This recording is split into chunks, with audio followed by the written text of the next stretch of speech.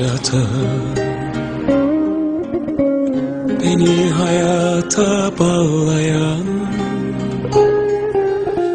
aşkındır beni yaşatan,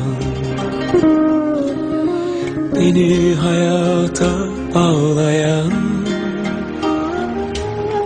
Atma beni ölümlere, atma beni zulümlere, götür beni gittiğin yere.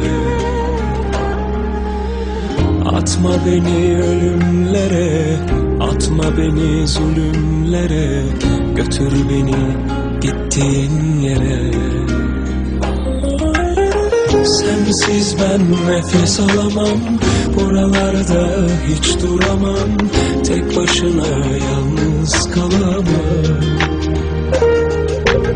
Senin kokunu özlerim, hep yollarını gözlerim, götür beni gittiğin yere. Sensiz ben nefes alamam, buralarda hiç duramam, tek başına yalnız kalamam. Senin kokunu özlerim, hep yollarını gözlerim, götür beni gittiğim yere.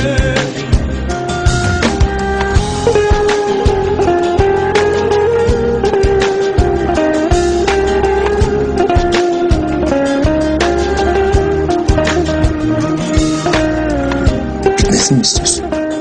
Yo, sen hazırsın zaten. Ben hazır falan değilim. Senin cümlelerin buraya getirdi bunu. Bence de en doğrusu bu. Gerçekten. Bitti. Bu aşk böyle bitemez. Bırakma, terk etme beni. Atma beni ölümlere, atma beni zulümlere, götür beni gittiğin yere. Atma beni ölümlere, atma beni zulümlere, götür beni gittiğin yere.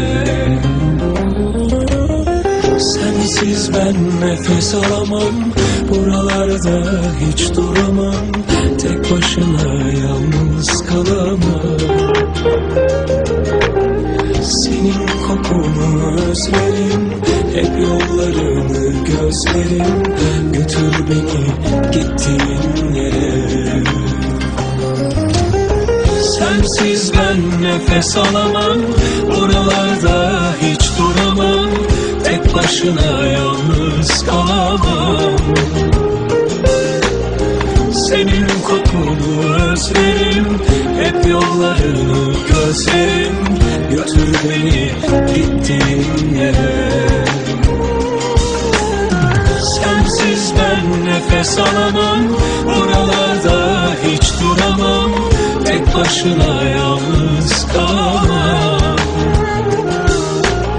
Senin kokunu özlerim, hep yollarını gözlerim, götür beni gittiğin yere. Götür beni gittiğin yere.